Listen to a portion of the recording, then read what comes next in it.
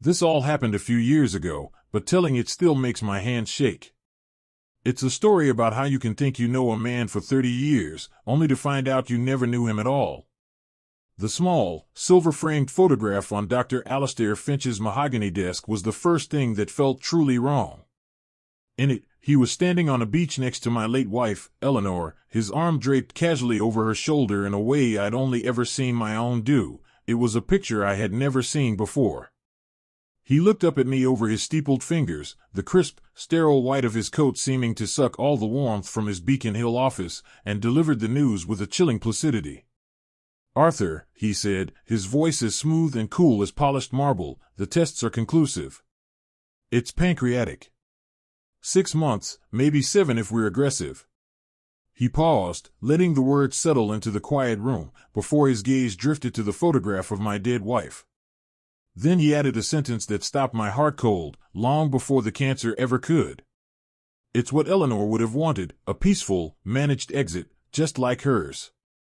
If you genuinely enjoy our stories, please subscribe to the channel, tell us where you're from, and what time it is right now. It's always fascinating to know how far our story flows. The phrase managed exit hung in the air between us, thick and poisonous. It was a sterile, corporate-sounding euphemism, and he'd applied it to the 2 greatest loves and the 2 greatest losses of my life, my wife, and now, my own future. Eleanor hadn't died of cancer. She had suffered for years from a cruel, degenerative neurological disease, something akin to ALS, that had slowly stolen her grace and vitality. Her death had been a tragedy of inches, a slow fading I had witnessed every single day. Alistair, my friend of 3 decades, the man who had been our family doctor and later Eleanor's specialist, had been there through it all. He'd held my hand at the funeral. He'd been the executor of her medical wishes. I had trusted him with her life, and implicitly, with my grief. Now, sitting in that ridiculously expensive leather chair across from his immaculate desk, that trust began to curdle. What Eleanor would have wanted? I repeated, my voice raspy. Eleanor wanted to live, Alistair. She fought until the very end. Alistair gave me a sad, condescending smile. It was the same smile he'd given me a dozen times over the years when explaining some complex medical procedure, a look that said, "You poor, simple man, let me explain the world to you." Of course, she did, Arthur. They all do. But she was also a realist. We had many conversations, she and I, especially near the end. She was prepared. She understood that quality of life is paramount. She didn't want to become a burden. Her final care plan was something we designed together, to ensure her dignity. He was reframing my wife's death. Not as a battle she lost, but as a negotiation she'd entered into with him, a quiet surrender he had brokered. And the photograph, it was from a medical conference in San Diego he'd attended 5 years ago. Eleanor had gone with him. I was supposed to go, but a semester-end crunch at Boston University, where I taught history, had kept me home. I remembered the trip. Eleanor had called me every night, her voice full of the Pacific salt air, telling me how wonderful it was to feel the sun on her skin. She'd told me Alistair was a perfect gentleman, that he'd spent most of his time in lectures. But the man in that photo wasn't a gentlemanly chaperone. The look on his face was proprietary. Possessive. The way his hand rested on her shoulder was intimate. And Eleanor, she was smiling, but her eyes looked tired. Lost. I am, or rather was, a creature of habit and logic. For 40 years, I was a professor of American history. My life's work was to sift through records, letters, and artifacts to find the truth, to construct a narrative from verifiable facts. My own life was built on similar bedrock. My marriage to Eleanor was my foundational text, a 45-year epic of shared jokes, quiet mornings with the Boston Globe, and the unspoken understanding that builds between 2 people who have grown old together. My friendship with Alistair Finch was a long-running chapter in that story. We'd met in our 30s. Our children had grown up together. He was the one I called at 3 a.m. when Eleanor's breathing became shallow. He was the rock. But that rock was now sand, shifting beneath my feet. A managed exit, I said again, the words tasting like ash. You never used that term before. It's a clinical term, Arthur. I didn't want to trouble you with it during your grieving period, he said, his tone infuriatingly gentle. He leaned forward, the picture of empathy. Look, this is a shock. Both things are. Your diagnosis and dredging up the pain of Eleanor's passing. The two are getting tangled in your mind. It's understandable.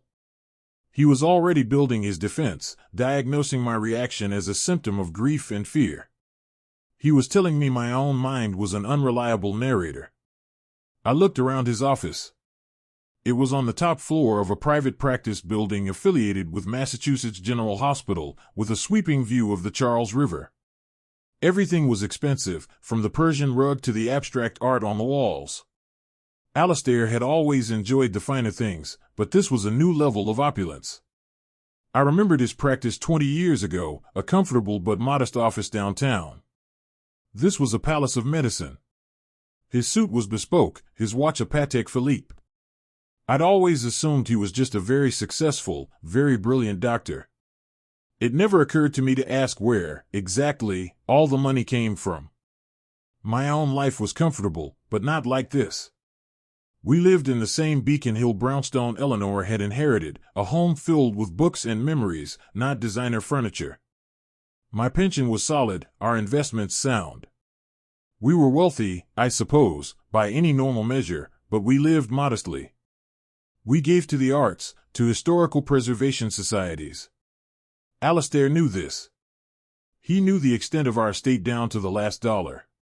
He had to. He'd helped Eleanor set up her will. My mind, the one he was so quick to dismiss, was racing, connecting points I had never seen before.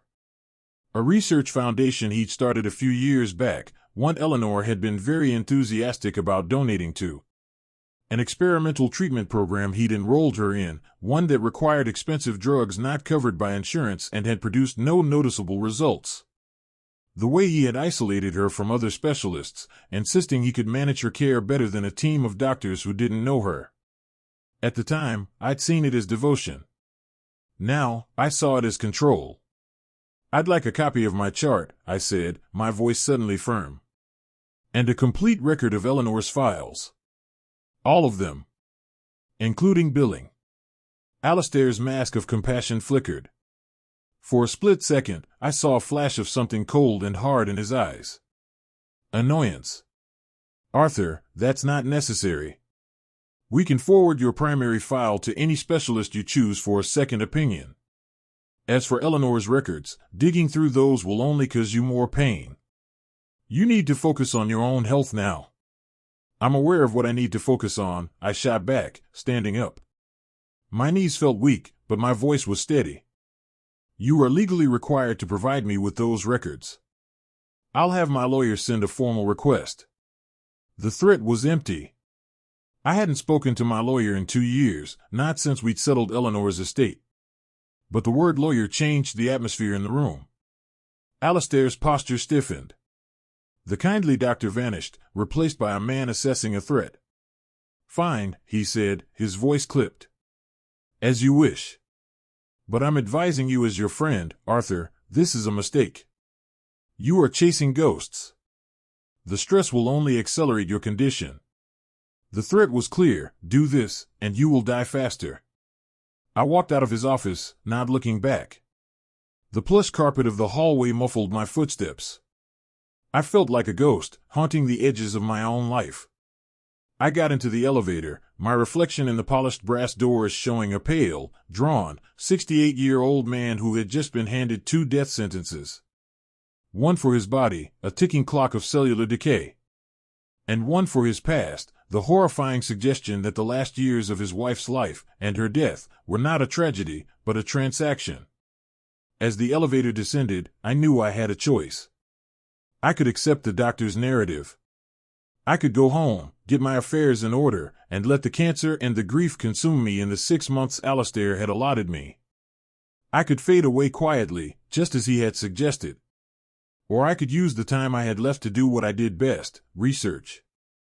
To follow the evidence, no matter where it led. To uncover the truth behind that photograph and the chilling, clinical phrase, managed exit.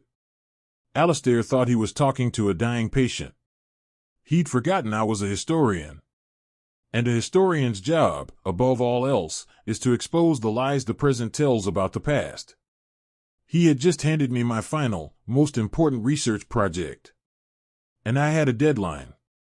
The first few days were a blur of grief and rage. I moved through my house, that quiet 3-story brownstone on Chestnut Street, like a specter. Every object was a memory of Eleanor. The worn velvet armchair where she read, the chipped teacup she loved, the faint scent of lavender that still clung to her closet. The silence was a physical presence, pressing in on me. Alistair's words echoed in that silence, twisting my most precious memories into something ugly. Had her weariness in those final months been the disease, or had it been the medication he was pumping into her? Was her quiet resignation a sign of acceptance, or a symptom of being oversedated? I didn't sleep. I'd sit in my study all night, staring at the wall, the cancer a dull ache in my back and Alistair's betrayal a razor blade in my gut. He called twice. I let the machine pick up. His voice filled the study, oozing false concern. "Arthur, please call me. I'm worried about you. We need to discuss treatment options. Don't do this to yourself, old friend." Old friend. The words were so profane they made me want to smash the machine. On the third day, a thick manila envelope arrived by messenger. It contained my medical file and a heavily redacted summary of Eleanor's. It was an insult. A clear message. The full records, a cover letter stated, were being archived and would require a formal legal request to access. He was stonewalling me, betting on my inertia and my illness. He was betting I'd give up. That evening, I poured myself a glass of scotch, my first drink in over a year, and sat down in my study. The room was my sanctuary, lined with floor-to-ceiling bookshelves filled with the works of great historians, men and women who stared into the abyss of the past and made sense of it. I looked at their names, Gibbon, Tuckman, Caro, and I felt a flicker of the man I used to be. A man who solved puzzles. A man who believed in evidence. I pulled out the box of files I had from the settling of Eleanor's estate. It contained bank statements, tax returns, a copy of her will. I had barely glanced at them at the time, leaving the details to the lawyers and accountants. It was too painful. Now, I opened the box. The smell of paper and dust filled the air. I turned on my desk lamp, its warm yellow light cutting a circle into the darkness, and I began to read. For the first time since leaving Alistair's office, I wasn't a patient. I was a historian. And I was opening the archive of my wife's last years, searching for the footnote that would unravel it all. I stayed there all night, and by the time the gray Boston dawn broke over the rooftops, I had found it. A single, recurring payment to a company I had never heard of, Ethelred Consulting, LLC. The payments were large, monthly, and coded under specialized medical services. They had started exactly 18 months before Eleanor died. And they had stopped the day after her funeral. Ethelred. The name felt strangely familiar, a ghost from my professional life.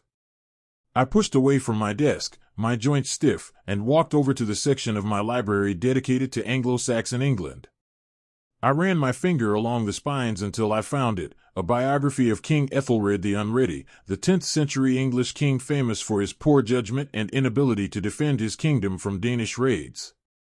His nickname, Unready, was a corruption of the Old English unread, which meant ill-advised or poorly counseled. It was a historian's joke. A sick, arrogant joke. Alistair had a Ph.D. in cellular biology, but his undergraduate degree, like mine, was in history. We had met in a seminar on medieval Europe at Harvard. He was naming his shell corporation after a king known for getting bad advice. He was mocking his victims. The rage that filled me was cold and pure. It burned away the fog of grief and left behind a terrifying clarity. This was not a misunderstanding. This was not a matter of differing philosophies on end-of-life care. This was deliberate.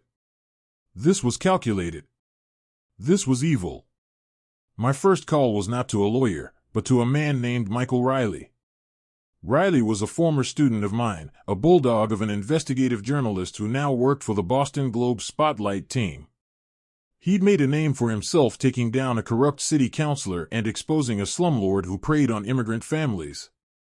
He was tenacious, cynical, and utterly unimpressed by wealth or power. He still called me professor, and I knew he was one of the few people who would listen to a rambling, 68-year-old man accusing one of the city's most celebrated doctors of, what? Malpractice? Fraud? Murder? I didn't have the words for it yet, but I had the evidence of a starting point. I called his direct line. Riley, he answered, his voice abrupt. Michael, it's Arthur Ames. The tone shifted instantly. Professor. How are you? It's been too long. I was sorry to hear about your wife. My condolences. Thank you, Michael. I'm calling because I need your help. I have a story for you. A big one. But it has to be completely off the record for now. And you have to believe me, even though it's going to sound insane. There was a pause on the other end of the line, the sound of a newsroom humming in the background. Then, Professor, for you? I'll believe anything once. When and where? We met at a small, greasy spoon diner in Dorchester, far from the polished cafes of Beacon Hill where Alistair held court. It was the kind of place with cracked vinyl booths and a waitress who called everyone hon. Riley slid into the booth opposite me, looking exactly as he had 10 years ago, rumpled, caffeinated, with eyes that saw everything. He pulled out a small notepad. Okay, Professor, he said, clicking his pen. Tell me a story. I told him everything. I started with the diagnosis, the photograph, the phrase managed exit. I told him about my 30-year friendship with Alistair. Then I laid out the file with the bank statements on the sticky table, pointing to the payments made to Ethelred Consulting. I explained the historical reference in the name. Riley listened intently, his expression unreadable. He didn't interrupt. He just let me talk, his pen scratching away on the notepad. When I finished, the silence stretched between us. I felt a sudden wave of doubt. I sounded like a crazy old man, a grieving husband spinning conspiracy theories. Riley finally looked up from his notes, his gaze sharp. Ethelred the Unready, he said, a slow, grim smile spreading across his face. That son of a bitch. That's hubris. That's the kind of mistake powerful men make. They get so arrogant they feel the need to leave a clever little signature on their crimes. He tapped his pen on the bank statement. This company, Ethelred Consulting. What is it? I don't know, I admitted. A public records search came up with a registered agent in Delaware and a P.O. box in Cambridge. It's a ghost. Ghosts leave trails, Riley said, his eyes gleaming with the thrill of the hunt. I can find out who owns it. It might take a few days, a few calls to my sources in corporate law, but I can find it. He leaned forward, his voice dropping. Professor, I need to ask you something, and I need you to be honest with me. Do you think this guy, your friend, just defrauded your wife, or do you think he did something more? The question I had been too afraid to ask myself was now sitting between us on the vinyl tabletop. A managed exit, just like hers. Had Alistair simply billed us for fraudulent services, or had he used his position, the total trust we placed in him, to manage the timing and nature of Eleanor's death for his own profit? Had he seen her suffering not as a tragedy to be eased, but as an asset to be leveraged? The last few months, he had her on a new pain management regimen, I said, my voice barely a whisper. An infusion. He said it was cutting edge. It kept her comfortable, he said, but it also kept her foggy. She slept most of the time. I thought it was the progression of the disease. Now, I trailed off, the implication too monstrous to speak aloud. Riley's expression was grim. He isolated her, medicated her, and billed her estate through a shell company named after a fool. Yeah, Professor. I think we have a story here. He closed his notebook. Give me a week. Don't talk to anyone. Don't call him, don't email him. Don't let him know you're doing anything. Act like the grieving, dying man he expects you to be. Can you do that? I nodded, a cold resolve hardening in my chest. Oh, yes, I said. I can play the part. As I walked out of the diner into the bright, indifferent sunlight, I felt the cancer gnawing at my insides. But for the first time in a long time, I also felt something else. A purpose. Alistair had given me 6 months to live. I was going to use every single second of it to take away everything he had. The week that followed was the longest of my life. I followed Riley's instructions to the letter, playing the role of a man collapsing under the weight of his own mortality. I didn't leave the house. I let the newspapers pile up on the doorstep. When Alistair called, I finally answered, my voice deliberately weak and hoarse. Arthur? Thank God. I've been so worried. The concern in his voice was a masterpiece of deception. I'm not well, Alistair, I mumbled. Of course not. It's a terrible diagnosis. That's why you need your friends. Let me come over. We can talk about palliative options. We can make a plan. The word plan sent a jolt of ice through my veins. Not yet, I said. I'm not ready. I just need some time. Don't take too long, Arthur, he said, a subtle shift in his tone. The warmth was gone, replaced by a cool authority. This thing moves fast. We don't have the luxury of time. It was a threat disguised as medical advice. A reminder of the clock he had started ticking over my head. I hung up the phone, my hand trembling with a mixture of fear and fury. He felt so secure, so utterly in control of the situation. He saw me as a loose end to be managed, a final invoice to be collected before I was neatly filed away. During that week, I dove deeper into my own archives. I unearthed every scrap of paper related to Eleanor's illness, pharmacy receipts, insurance explanation of benefit statements, her daily journals. I spread them out across the large mahogany dining table, transforming it from a place of family dinners into a war room. Using the skills I had honed over a lifetime of academic research, I began to build a timeline, cross-referencing dates, dosages, and payments. A disturbing pattern began to emerge. Every time Eleanor had shown a slight improvement, a brief rally where she had more energy or clarity, it was immediately followed by a consultation with Alistair and an adjustment to her medication. After these adjustments, she would decline rapidly. The bills from Ethelred Consulting always spiked in the days following these downturns. He wasn't just treating her, he was calibrating her decline. Eleanor's journals were the hardest to read.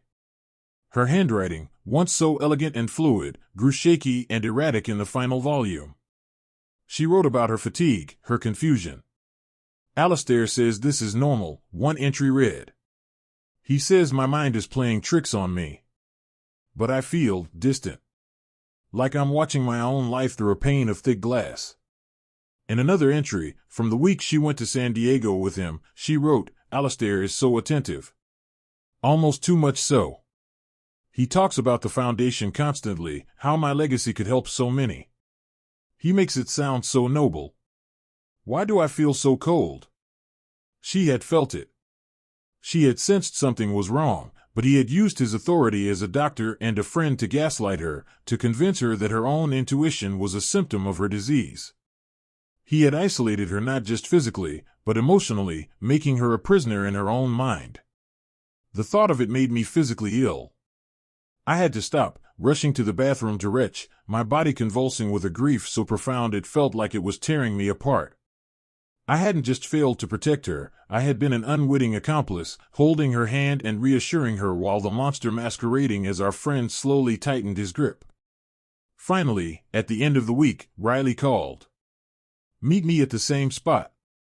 1 hour, he said, and hung up. When I slid into the booth at the Dorchester diner, Riley looked grim.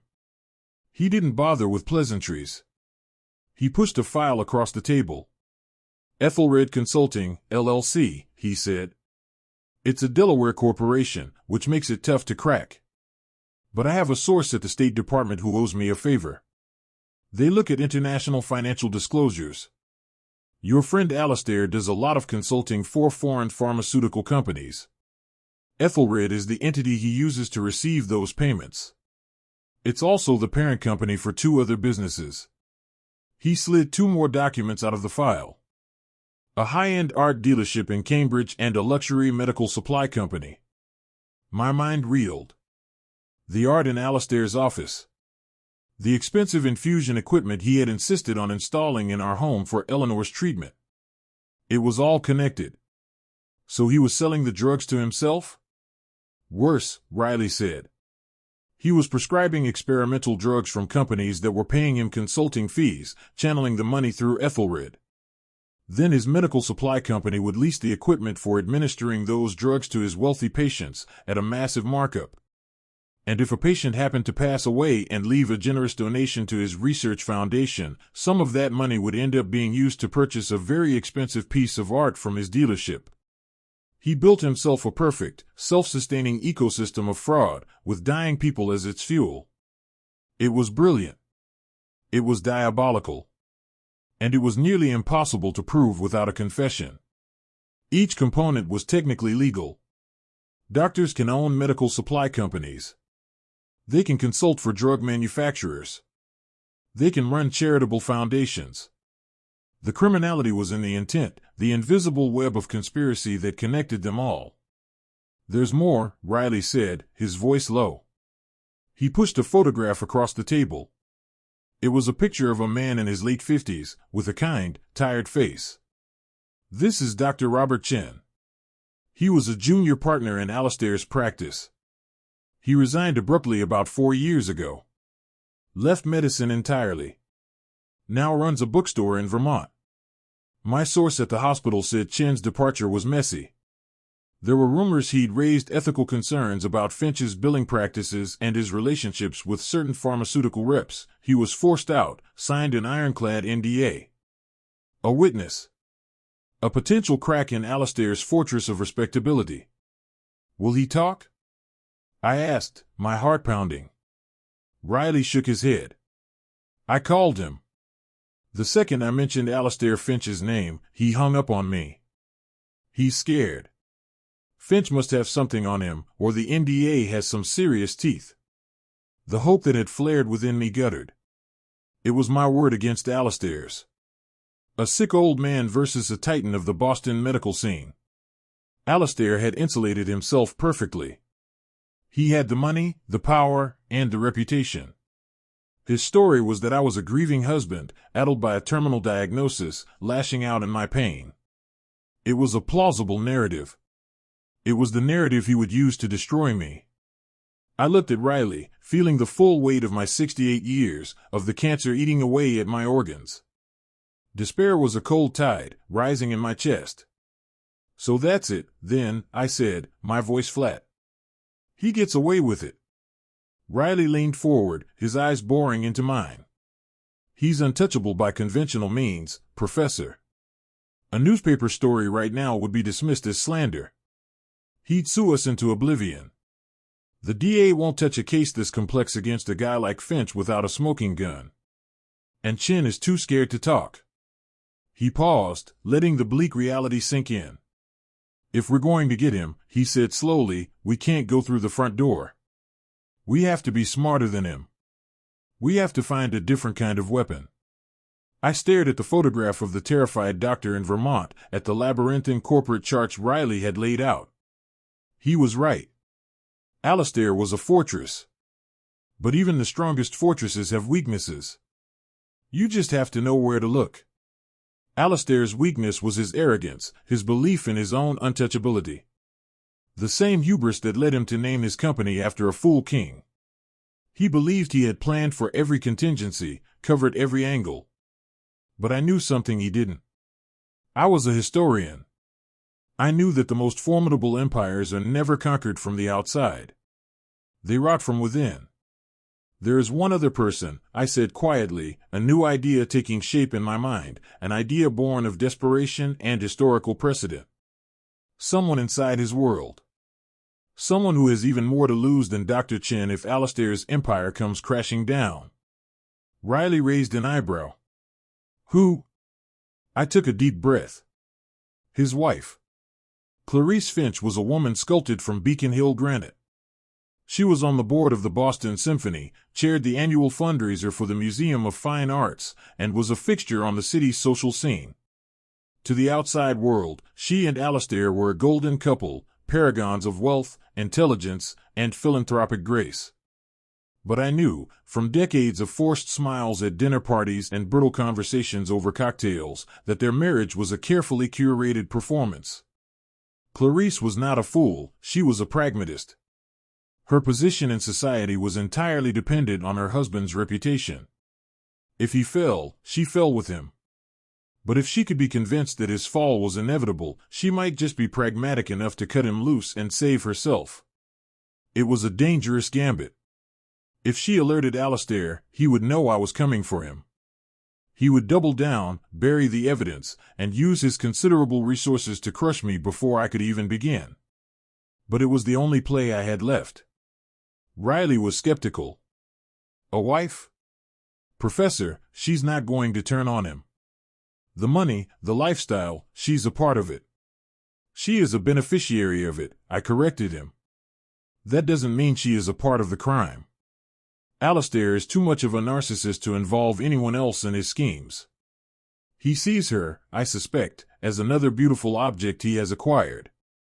And if that object becomes a liability, he will discard it. My guess is that Clarice knows this on some level. She has too. I needed a way to approach her that wouldn't immediately send her running to her husband. I couldn't just call her. I needed a pretext, something that would feel natural, something that would get me in a room with her alone. The annual MFA gala, the one she chaired, was in 2 weeks. It was the crown jewel of the Boston social calendar. I had attended with Eleanor every year for 20 years. This year, I was supposed to be in treatment, or dying quietly in my home. Alistair would be there, accepting the adulation of the city's elite. He would not expect to see me. The idea was terrifying. Walking into that glittering hall, a ghost at the feast. Facing down the man who had destroyed my life, surrounded by his allies. But it was the perfect stage. Public, but with 1,000 quiet corners for a private conversation. Okay, Professor, Riley said, finally convinced. But you need more than just a theory to sell her on. You need something concrete. Something that directly threatens her. He was right. I spent the next 10 days on a singular, obsessive task. Alistair's web of shell corporations was designed to hide his money from the IRS and potential litigants. I began to wonder what else it was hiding. I hired a forensic accountant, a quiet, ruthless woman named Miss Petrov, recommended by Riley, who specialized in high-net-worth divorces. I told her I was contemplating a lawsuit against a business partner and needed to understand his financial vulnerabilities. I didn't give her Alistair's name, only the corporate records for Ethelred and its subsidiaries. I sold a block of my university retirement stocks to pay her fee. It was the first piece of my future I had to sacrifice to pay for my past. Miss Petrov worked with surgical precision. Within a week, she found it. A single, glaring anomaly in the otherwise pristine records of the art dealership. A numbered Swiss bank account. Large sums were being transferred out of the dealership's profits and into this offshore account, money that was clearly not being declared to the IRS. But the most damning detail was the name on the account. It wasn't just Alistair's. It was a joint account. Held in the name of Alistair Finch and a Dr. Anika Sharma. A quick search revealed Dr. Anika Sharma was a rising star in oncology research at Johns Hopkins in Baltimore. She was 30 years his junior, brilliant, and beautiful. A photograph on the university's website showed her accepting an award, smiling brightly. The pieces clicked into place with sickening certainty. This wasn't just financial fraud. This was a whole secret life. Alistair wasn't just building an empire, he was building an escape hatch. And he had a co-pilot. Clarice didn't need to know about the medical fraud. She didn't need to believe that her husband was a monster who preyed on the sick and dying. I just needed to show her that he was a common, garden-variety cheat who was about to leave her for a younger woman, taking a substantial portion of their undeclared marital assets with him. That was a story she would understand. That was a betrayal that would feel personal. This was my turning point. Sitting in my quiet study, the evidence laid out before me, the full scope of Alistair's depravity became clear. It wasn't just about Eleanor anymore. It was about Dr. Chen in Vermont, a good man whose career had been ruined. It was about the unknown number of other patients who had been managed and manipulated. And it was about Clarice, a woman, however complicit in her willful ignorance, who was about to be cast aside. The grief that had been my constant companion began to recede, replaced by a cold, hard anger that focused my mind like a lens. I was no longer a victim. I was an agent of consequence. I looked at the invitation to the MFA gala sitting on my desk. Alistair thought he was untouchable. He was about to find out that a dying man with nothing to lose is the most dangerous enemy in the world. My war was about to begin, and I knew exactly where the first battle would be fought. The night of the Museum of Fine Arts Gala was cold and clear. I stood for a long time in front of my closet, the tuxedo I hadn't worn since Eleanor's last New Year's party hanging like a relic from another life. Putting it on felt like putting on a costume. My body had changed in the past month. The cancer, or perhaps the rage, had stripped away the softness of retirement, leaving me gaunt and sharp-edged. The face that looked back at me from the mirror was a stranger's, pale, hollow-eyed, but with a glint of something I hadn't seen in years. Resolve. I took a cab to the museum, the city lights blurring past the window. I felt strangely calm, the way a soldier must feel in the quiet moments before a battle. I had my weapon, a single, plain envelope tucked into the inside pocket of my jacket. It contained a printout of the Swiss bank account details and the glossy headshot of Dr. Anika Sharma. Walking into the museum's soaring atrium was like stepping into another world. The air was thick with perfume and the sound of champagne flutes clinking. Boston's elite were all there, a glittering constellation of power and money. I saw Alistair across the room almost immediately. He was holding court near the base of the grand staircase, a circle of admirers hanging on his every word. He looked magnificent in his bespoke tuxedo, his silver hair catching the light. He was a king in his castle. Clarice stood beside him, a perfect statue in emerald silk, her smile painted on. I moved along the edges of the crowd, keeping to the shadows, a ghost in their machine. I watched them for a while, studying their dynamic. The way Alistair would put his hand on the small of her back, a gesture that looked like affection but was really about control. The way her smile never quite reached her eyes. My theory hardened into certainty. She was playing a part, just as I was. I waited for my moment. It came when a state senator pulled Alistair away to discuss a new hospital wing. Clarice was left alone for a moment, her mask of social grace slipping into a look of profound weariness. I moved then, approaching her quietly. "Clarice," I said. Her name felt strange on my lips. She turned, and for a second, she didn't recognize me. Then her eyes widened in shock, and a flicker of what looked like fear. "Arthur! My God! What are you doing here? Alistair told me you were unwell." "I am," I said, my voice low and even. "But there was something I had to do. May we speak for a moment, in private?" Her eyes darted towards her husband, who was deep in conversation across the room. "I don't think that's a good idea." "I believe it is," I said, letting a sliver of ice enter my tone. "It concerns your husband. And your future." That got her attention. She looked at me, truly looked at me, and saw something in my face that made her nod. "The antiquity wing," she said tersely. "It's always empty during the gala." She led me through a side door into a long, quiet hall lined with Greek vases and Roman sarcophagi. The noise of the party faded, replaced by the hushed silence of history. We were surrounded by the dead. It felt appropriate. "What is this about, Arthur?" she asked, her arms crossed defensively. "If this is about Eleanor, your grief." "This is not about grief," I interrupted, pulling the envelope from my pocket. "It's about prudence. I handed it to her. She hesitated for a moment, then took it, her manicured fingers trembling slightly. She opened it and pulled out the papers. I watched her face as she read. It was like watching a marble statue crack. First, confusion as she scanned the bank statement.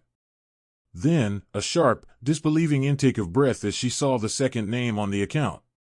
Finally, her eyes landed on the photograph of Anika Sharma, young and vibrant. The blood drained from her face, leaving her porcelain skin looking brittle. She stared at the picture for a long time, her expression utterly blank.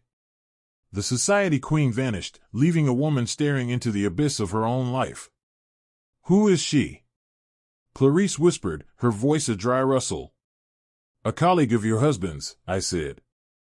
The joint holder of an account containing over $4 million that I'm quite sure you've never seen on any of your tax returns.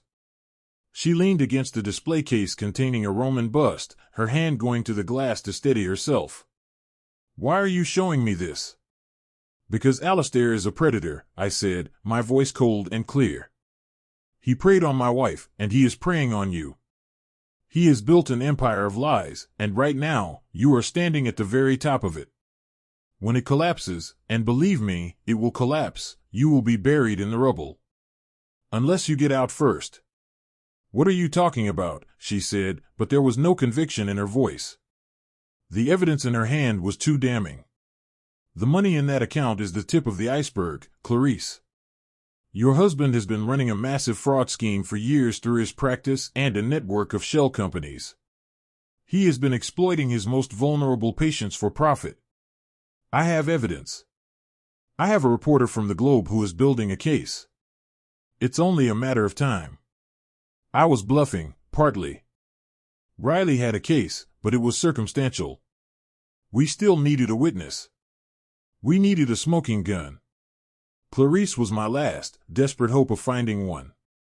He will destroy you for this, Arthur, she breathed, her eyes wide with fear. He is a powerful man. He was a powerful man, I corrected her. Now he is a liability. A liability that you are tied to. Think, Clarice. When the IRS starts investigating this offshore account, they will come for you, too. When the DA begins investigating his practice, every lavish trip you took, every piece of art he bought, will be seen as the proceeds of crime.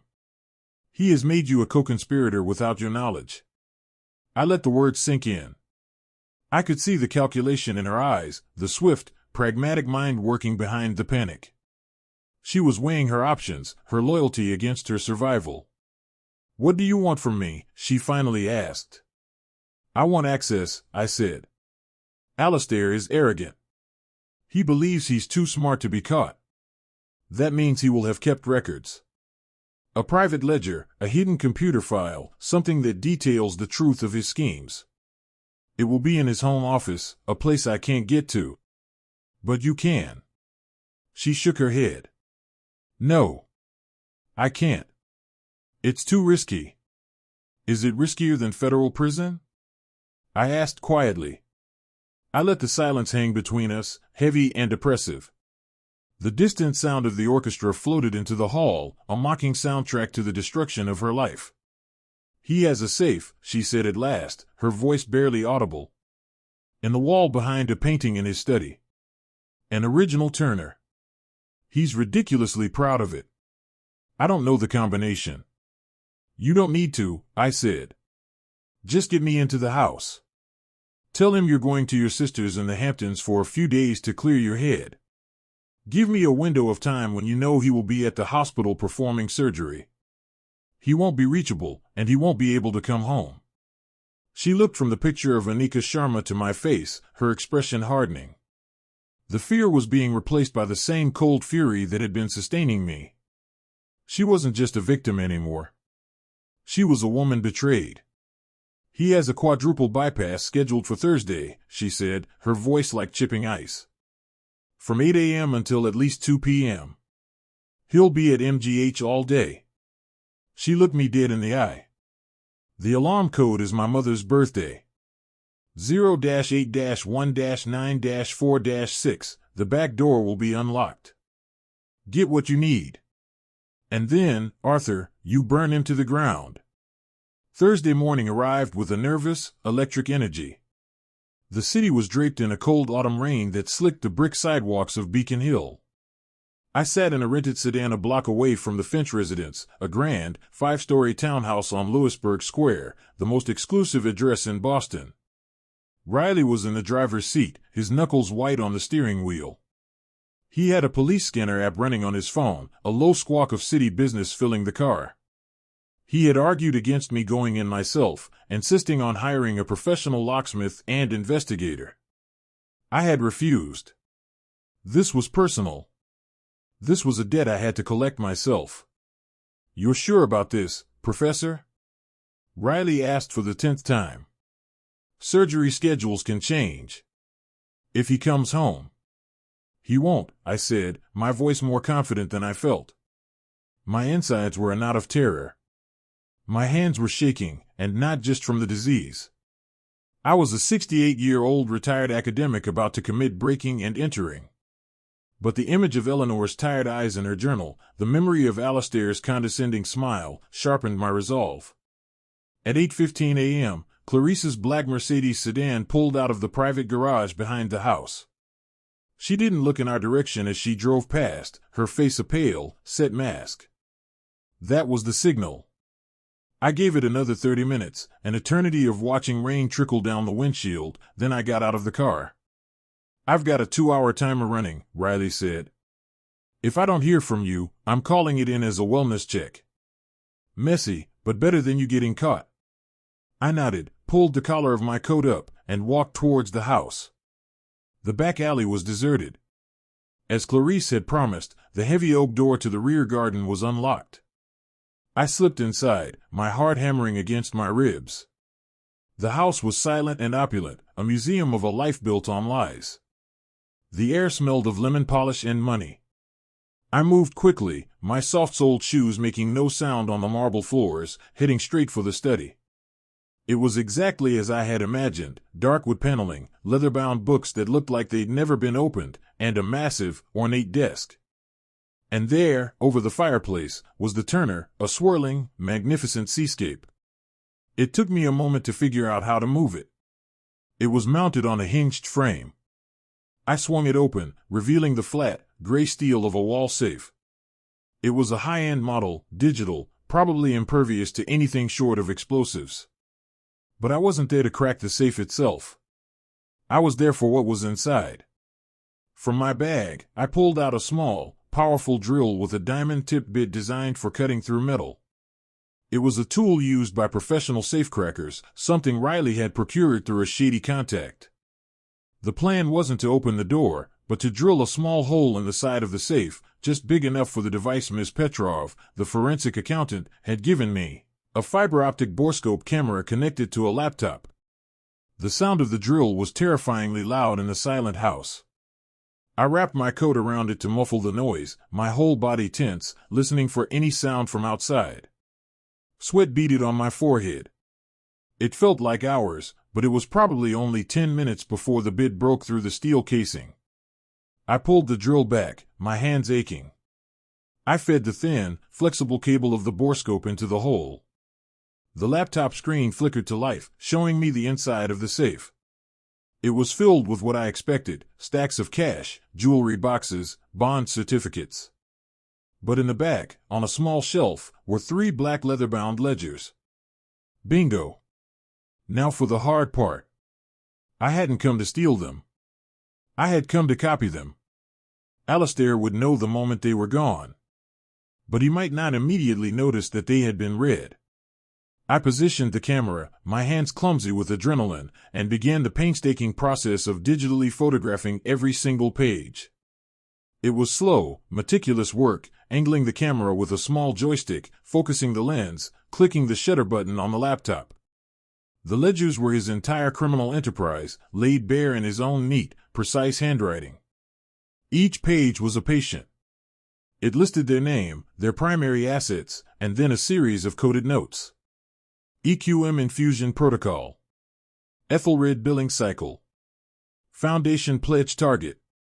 Eleanor's page was there. It was clinical, detached, and utterly monstrous. He had calculated, to the dollar, how much he could extract from her estate before she died. The final entry on her page was a single, chilling phrase, "Protocol complete. Asset limit reached." He had kept her alive until he had drained the maximum amount of money he thought he could get away with. Her death hadn't been a medical event, it had been a balance sheet reconciliation. A wave of nausea and rage so intense it made the room spin washed over me. I had to brace myself against the wall, my breath coming in ragged gasps. I looked at my watch. I had been in the house for over an hour. I had to finish. I worked with renewed fury, my hands flying across the keyboard, capturing the records of a dozen other wealthy, deceased patients. All managed. All profitable. After I photographed the last page, I carefully withdrew the camera, wiped down every surface I had touched, and sealed the small hole in the safe with a plug of metallic epoxy putty I'd brought. It wouldn't be invisible on close inspection, but it might buy me time. I swung the turner back into place, took one last look around the room that crime had built, and walked out the back door into the rain. When I slid back into the passenger seat of Riley's car, I was trembling, soaked in sweat and rain. I didn't say a word. I just handed him the laptop. He opened it, his eyes scanning the images of the ledger pages. His breath hissed out. "Jesus Christ, Professor," he whispered, scrolling through the files. "This isn't just fraud. This is serial murder by spreadsheet." He looked at me, his usual cynical demeanor gone, replaced by a look of awe and horror. He documented everything. The sheer arrogance. "Hubris," I said, my voice hoarse. "It's always their downfall." "This is it," Riley said, his journalistic instincts taking over. "This is the smoking gun. This is more than a newspaper story. This is a life sentence." We had him. The evidence was irrefutable, captured in his own hand. The war of escalation was over. Now, it was time for the final, devastating payoff. I had the means to utterly destroy him, to tear down his palace of lies brick by brick until nothing was left but a pile of rubble. The only question left was how to make it hurt the most. The plan for the final act of Alistair's ruin was crafted with the cold, methodical precision of a military strategist. Riley and I, along with Miss Petrov and a discreet lawyer she recommended, huddled for 2 days in a nondescript conference room in the financial district. We had the evidence, the ledgers, the offshore accounts, the corporate labyrinth, and now we had to deploy it for maximum impact. A simple newspaper exposé felt insufficient. Handing it all to the district attorney felt too quiet, too clinical. Alistair's crimes were deeply personal, his punishment had to be as well.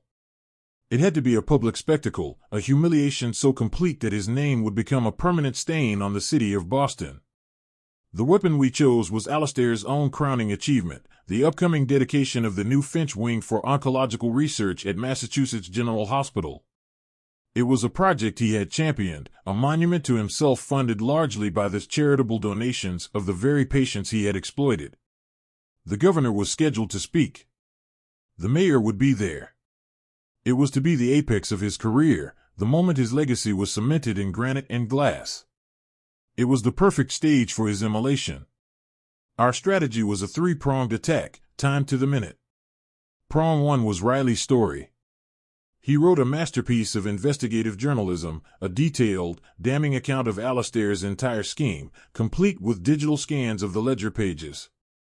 The Boston Globe agreed to hold the story, ready to publish it on their website at precisely 11 a.m. on the day of the dedication ceremony. Prong 2 was legal. Our lawyer, a bulldog named Sarah Jennings, prepared a comprehensive package of evidence. It would be delivered by messenger to the Suffolk County District Attorney, the Massachusetts Attorney General, and the State Medical Licensing Board at exactly 11:05 a.m. Prong 3 was personal, and it was mine to deliver. The morning of the dedication was bright and bitterly cold. A stage had been set up outside the entrance to the new wing. A crowd of Boston's most powerful had gathered. I stood at the back, just another face in the crowd, wearing a simple dark suit. I could feel the cancer in my bones, a deep, persistent ache, but my mind was clear as glass. This was my last great act. The ceremony began. The hospital president spoke, lauding Alistair's vision and generosity. The mayor spoke, praising him as a pillar of the community. Then Alistair himself stepped up to the podium. He beamed, soaking in the applause. He looked out at the crowd, at his monument, the picture of triumph. Thank you, he began, his voice smooth and practiced. When we first envisioned this center, we envisioned a place of hope. A place where science and compassion would meet to fight the darkest of diseases. As he spoke, I watched the crowd. At 11 a.m. sharp, a ripple went through them. One by one, people began looking down at their phones. A murmur started, a low buzz that grew into a wave of shocked whispers. Riley's article had just gone live. The headline was devastating: The Angel of MGH, a decade of deceit, greed, and death. Alistair hadn't noticed yet.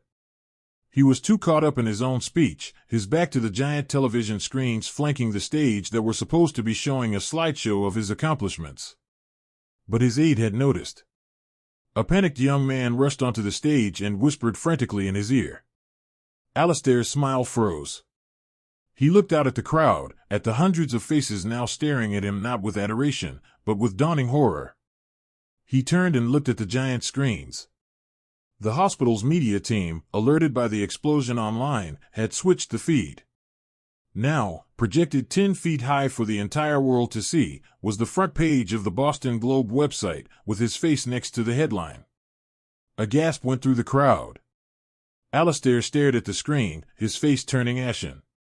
His carefully constructed world was vaporizing before his very eyes. The whispers in the crowd grew louder, angrier. People were turning to their neighbors, showing them the ledger pages on their phones. Some were openly weeping. I recognized the faces of men and women whose parents had been Alistair's patients. Then, at 11:05 a.m., the sirens began. Faint at first, then growing steadily louder. 2 unmarked sedans and a police cruiser from the DA's office pulled up to the curb, their lights flashing. 2 grim-faced investigators in suits got out and began walking purposefully toward the stage. Alistair saw them. The color drained completely from his face. He looked out at the crowd, his eyes wild and desperate, searching for an ally, an explanation. And then he saw me. Standing at the back of the crowd, watching him. Our eyes met across the sea of shocked faces. In that moment, he knew. He knew that the dying, grieving man he had dismissed had brought down his entire world. The look in his eyes was not anger, not hatred. It was pure, uncomprehending shock. The shock of a god who had just been struck by lightning. The investigators walked onto the stage. One of them leaned into the microphone. "Dr. Alistair Finch," he said, his voice booming across the stunned silence, "you are under arrest." The crowd erupted. The chaos was absolute. Reporters were shouting, cameras flashing. Alistair didn't resist as they cuffed him. He seemed to have shrunk, all the arrogance and power gone, leaving only a hollowed-out old man in an expensive suit. As they led him off the stage, past the cornerstone bearing his name, he looked back at me one last time, a look of utter desolation on his face. I just held his gaze. I didn't smile. I didn't need to. I turned and walked away from the chaos, melting back into the city. My job was done. The legal system would handle the rest. The ledgers were irrefutable. Clarice, I later learned, had filed for divorce that same afternoon, her lawyers citing the Swiss bank account as proof of irreconcilable differences. She would cooperate with the authorities in exchange for immunity, saving herself just as I knew she would. Alistair would die in prison, his name forever synonymous with betrayal. His monument was now his tombstone. I went home to my quiet house on Chestnut Street. I was exhausted, the adrenaline fading, leaving only the deep, weary ache of my illness. I walked into my study and picked up the small, framed photograph of Eleanor from my desk, the real one, of us on our wedding day, young and impossibly happy. I looked into her smiling eyes. "I got him, Ellie," I whispered. "I got him." The fight was over. The revenge was complete. But there was no triumph, no elation. Just a vast, quiet emptiness. I had spent the last of my life's energy not on living, but on settling a debt. I had honored her memory, I had delivered justice, but it wouldn't bring her back. It wouldn't give me more time. My phone rang. It was the lead prosecutor from the DA's office, thanking me for my courage. They had everything they needed, he said. They would take it from here. I thanked him and hung up. I sat there in the silence of my study for a long time, the weight of everything finally settling on me. The cancer had a deadline, but I had met mine first. All that was left was the waiting. He had taken my wife's life from me slowly, and then tried to take mine. But in the end, I had taken his whole world in a single morning. The end.